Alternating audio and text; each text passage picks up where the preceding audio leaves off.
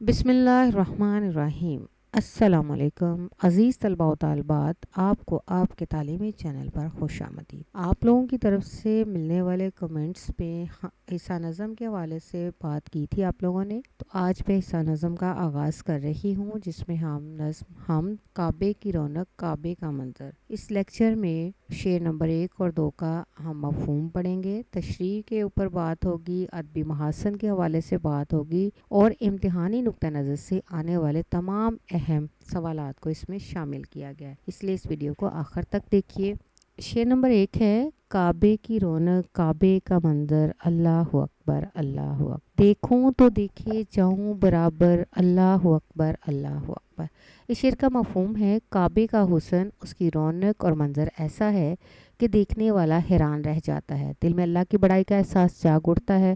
جب کعبہ کو دیکھتا ہوں تو دل کرتا ہے کہ بس مسلسل دیکھتا رہوں، نظریں ہٹانے کو جی نہیں چاہتا۔ اس شعر کی تشریح ہے: شاعر خانہ کعبہ کی روحانی عظمت کو بیان کر رہا ہے۔ یہ منظر ایسا حسین اور پرنور ہے کہ مومن کا دل اللہ کی کبریائی سے بھر جاتا ہے اور بے ساختہ اللہ اکبر کہہ اٹھتا ہے۔ اس شعر میں شاعر نے خانہ کعبہ کی عظمت، روحانی جلال اور دینی مرکزیت کو بیان کیا ہے۔ کعبے کی رونق سے مراد وہ روحانی روشنی، چمک دمک اور معنوی حسن ہے جو صرف ظاہری نظر نہیں بلکہ دل کی آنکھ سے محسوس ہوتا ہے۔ کعبے کا منظر ان پاک مناظر کی طرف اشارہ کرتا ہے جنہیں دیکھ کر دل خود بخود جھک جاتا ہے اور مومن کی زبان پر بے اختیار اللہ اکبر جاری رہتا ہے۔ یہ منظر صرف ایک عمارت کا نہیں بلکہ وہ مقام ہے جس کی طرف دنیا بھر کے مسلمان روزانہ 5 مرتبہ نماز میں رخ کرتے ہیں۔ کعبہ صرف مکہ میں موجود ایک مقدس جگہ نہیں بلکہ یہ مسلمانوں کے اتحاد، مرکزیت اور اللہ کی طرف رجوع کی علامت ہے۔ اللہ اکبر کا ذکر جذبات کی شدت کو ظاہر کرتا ہے۔ یہ وہ جملہ ہے جو نماز کا آغاز کرتا ہے، اذان میں گونجتا ہے اور حاجی و زائرین کے دلوں میں کعبہ کو دیکھ کر خود بخود ابل پڑتا ہے۔ جب کعبہ کو ایک بار دیکھتا ہوں، شاعر کہتا ہے، تو دل چاہتا ہے کہ مسلسل دیکھتا ہی رہوں، میری آنکھیں اس پاک منظر سے ہٹنے کو تیار نہیں ہوتی۔ بار بار دیکھنے کے باوجود دل سیر نہیں ہوتا اور ہر بار اللہ اکبر کی صدائیں دل سے نکلتی ہیں۔ یہ عشق کی انتہا ہے کہ خانہ کعبہ کی زیارت دل کو سکون دیتی ہے۔ انسان چاہتا ہے کہ ہمیشہ اسی پاک منظر کو تکتا رہے۔ اس میں ایک روحانی کشش ہے جو آنکھوں کو باندھ لیتی ہے۔ اس شعر میں شاعر نے خانہ کعبہ کے روح پرور اور دل فریب منظر کی ایسی کیفیت بیان کی ہے جو صرف سچے عاشق یا مومن ہی محسوس کر سکتے ہیں۔ جب ایک بار زائرین کی نظر خانہ کعبہ پر پڑتی ہے تو اس کے دل و دماغ پر ایک خاص روحانی اثر طاری ہوتا ہے۔ شاعر کہتا ہے کہ یہ منظر اتنا پرکشش اور روحانیت سے بھرپور ہے کہ آنکھیں بار بار دیکھنے کو مائل ہو جاتی ہیں۔ کوئی اور چیز دل کو لبھاتی ہی نہیں، بس کعبہ ہی آنکھوں کا مرکز بن جاتا ہے۔ لفظ برابر کا استعمال اس بات کا اظہار ہے کہ دیکھنے کا یہ عمل رکتا نہیں، مسلسل جاری رہتا ہے۔ اس مسلسل دیکھنے کے دوران ہر لمحے دل سے اللہ اکبر کی صدا بلند ہوتی ہے جو اللہ تعالیٰ کی عظمت، کبریائی اور قدرت کا اعلان ہے۔ یہ شعر خانہ کعبہ کی روحانی کشش کو بیان کرتا ہے۔ شاعر کے دل میں یہ خواہش ہے کہ وہ مسلسل خانہ کعبہ کو دیکھتا رہے کیونکہ اس منظر میں خاص نور، جلال اور روحانی سکون ہے۔ لفظ برابر اس تسلسل کو ظاہر کرتا ہے کہ دیکھنے کی یہ کیفیت ختم ہونے کا نام نہیں لیتی۔ بار بار دیکھنے کے باوجود دل سیر نہیں ہوتا اور ہر بار زبان سے اللہ اکبر بے ساختہ نکلتا ہے۔ یہ اظہار صرف الفاظ کا نہیں بلکہ دل کی گہرائی سے نکلا ہوا روحانی جذبہ ہے۔ اہم نکات ہیں اس کے: کعبہ کی رونق صرف ظاہری جمال نہیں بلکہ باطنی روحانی کشش۔ کعبہ کا منظر ایسا دل فریب جلالی منظر جو آنکھوں کو نم اور دل کو پگھلا دے۔ اللہ اکبر عظمت الہی کا اقرار، بے ساختہ ادا ہونے والا نعرہ تکبیر۔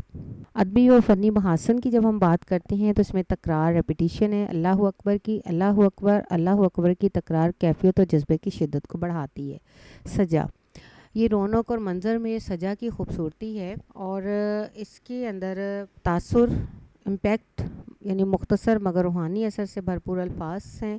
اجاز ہے، بریوٹی، تھوڑے الفاظ میں گہری معنویت، محبت اور روحانیت کا بھرپور اظہار ہے۔ رعایت لفظی ہے، دیکھوں دیکھے جاؤں، الفاظ کا حسن اور ان کی ترتیب ایک خوبصورت ربط قائم کرتی ہے۔ جذبہ و اثر، شعر پڑھتے ہی ایک روحانی کیفیت پیدا ہوتی ہے جیسے قاری بھی اسی منظر میں کھو جائے۔ اس کے اہم سوالات تو جوابات بھی اس لیکچر میں شامل کیے گئے ہیں۔ سوال نمبر 1 ہے: کعبے کی رونق سے کیا مراد ہے؟ اس سے مراد خانہ کعبہ کا روحانی حسن اور جلال ہے جو ہر زائرین کے دل پر اثر انداز ہوتا ہے۔ شاعر نے اللہ اکبر کو دوبارہ کیوں دہرایا؟ شاعر نے اللہ کی عظمت اور اس وقت کی کیفیت کو اجاگر کرنے کے لیے اللہ اکبر کی تکرار کی ہے۔ اس شعر میں کون کون سے ادبی محاسن استعمال ہوئے ہیں؟ اس میں تکرار، سجا، تاثیر، اجاز جیسے ادبی محاسن پائے گیا۔ دیکھوں تو دیکھے جاؤں برابر کا کیا مطلب ہے؟ اس کا مطلب ہے کہ کعبے کو دیکھنے کی خواہش ختم نہیں ہوتی، مسلسل دیکھنے کو جی چاہتا ہے۔ شاعر اللہ اکبر کو بار بار کیوں دہرا رہا ہے؟ شاید اس لیے کہ کعبہ کا منظر اللہ کی عظمت کو ظاہر کرتا ہے اور دل خود بخود تکبیر بلند کر رہا ہے۔ اس شعر میں کون سا جذبہ نمایاں ہے؟ عشق، روحانیت، عاجزی اور عبادت کا جذبہ نمایاں ہے۔ شعر میں کون سے ادبی محاسن استعمال ہوئے ہیں؟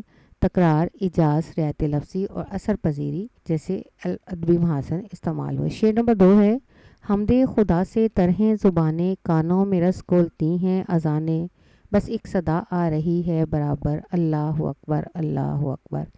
اس شعر کا مفہوم ہے، ایمان والے انسانوں کی زبانیں اللہ تعالیٰ کی حمد و ثنا سے ہمہ وقت بھیگی ہوئی ہوتی ہیں۔ جب اذان کی مقدس آواز بلند ہوتی ہے تو انسان کے کانوں میں روحانی مٹھاس گھول دیتی ہے۔ یہ اذان انسان کے دل کو سکون اور اطمینان بخشتی ہے۔ یہ شعر اذان کی روحانی کیفیت کو بیان کرتا ہے۔ شاعر کہتا ہے کہ ہر طرف سے ایک مسلسل صدا سنائی دے رہی ہے، اللہ اکبر، اللہ اکبر، جو دل و دماغ کو جھنجھوڑ دیتی ہے اور اللہ کی عظمت کی گواہی دیتی ہے۔ اس شعر کی تشریح میں شاعر نے اس شعر میں مسلمانوں کی روحانی کیفیت کو بڑی خوبصورتی سے بیان کیا ہے۔ وہ کہتا ہے کہ جب بندہ مومن اللہ تعالیٰ کی بڑائی بیان کرتا ہے، اس کی حمد و ثنا کرتا ہے تو اس کی زبان ذکر الہی سے تر رہتی ہے۔ یہ تر ہونا محض ظاہری کیفیت نہیں بلکہ اس کے دل کی وابستگی کا اظہار ہے۔ پھر شاعر اذان کا ذکر کرتا ہے جو نماز کے لیے بلانے کی سب سے مقدس آواز ہے۔ اذان صرف ایک اعلان نہیں بلکہ وہ ایک روحانی نغمہ ہے جو سننے والے کے دل میں سکون، عاجزی اور اللہ کی یاد بھر دیتا ہے۔ رس گھولتی ہیں اذانیں سے مراد اذان کی آواز کا مٹھاس جیسا اثر ہے جو روح کو سرشار کر دیتا ہے۔ شاعر نے اذان کی آواز کو ایک مسلسل صدا کے طور پر بیان کیا ہے جو چاروں طرف گونج رہی ہے۔ بس ایک صدا کا مطلب یہ ہے کہ دنیا کی تمام آوازیں دب گئی ہیں، اب صرف ایک ہی آواز باقی رہ گئی ہے، اللہ اکبر، یعنی اللہ سب سے بڑا ہے۔ یہ صدا صرف کانوں تک محدود نہیں بلکہ دل، دماغ، فضا اور ماحول پر اثر انداز ہو رہی ہے۔ اس سے ایک روحانی کیفیت پیدا ہوتی ہے جیسے کائنات بھی اللہ کی بڑائی بیان کر رہی ہے۔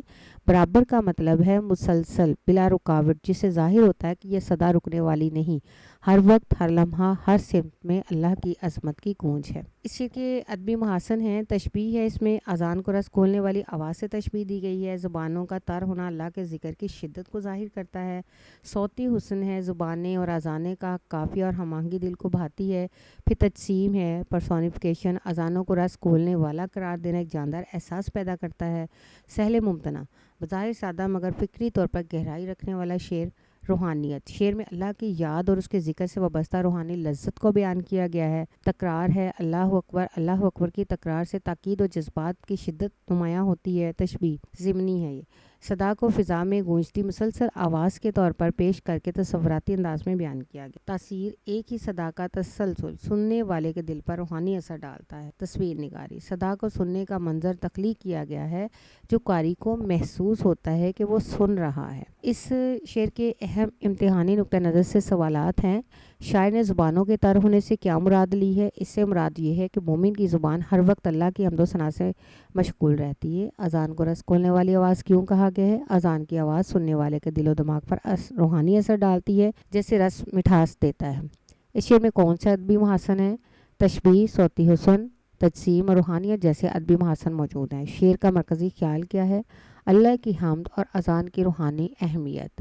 شاعر نے کس صدا کا ذکر کیا ہے؟ شاعر نے اللہ اکبر کی اذان کی صدا کا ذکر کیا ہے۔ صدا کے لیے شاعر نے کون سا لفظ استعمال کیا ہے جو اس کے تسلسل کو ظاہر کرتا ہے؟ برابر کا لفظ جو مسلسل ہونے کا اشارہ دیتا ہے۔ اس شعر سے ہمیں کیا پیغام ملتا ہے؟ اللہ کی عظمت ہر وقت ہر جگہ ظاہر ہے اور انسان کو ہمیشہ اپنے رب کی بڑائی کو تسلیم کرنا چاہیے۔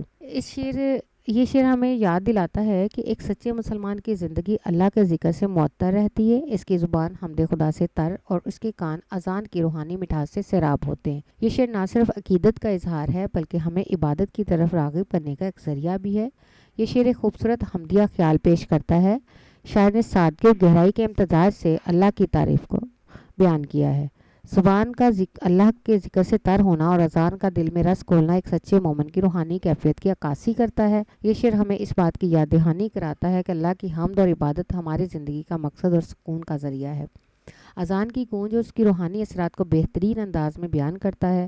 شاعر نے بتایا کہ دنیاوی شور کے باوجود اللہ کی عظمت کی صدا ہی سب سے زیادہ بلند اور مؤثر ہے۔ اللہ اکبر کا پیغام ہمیں یاد دلاتا ہے کہ دنیا کی سب سے بڑی حقیقت اللہ کی بڑائی ہے، اور یہی پیغام انسان کے دل کو سکون اور ہدایت بخشتا ہے۔ عزیز طلباء و طالبات، اگر آپ کو یہ لیکچر پسند آیا ہو، شیئر کیجئے، لائک کیجئے، سبسکرائب کیجئے، تاکہ میں آپ لوگوں کو اگلے لیکچر میں، اور کمنٹس میں بتائیے کہ آپ لوگوں کو مزید میں کس ٹاپک پہ لیکچرز دوں۔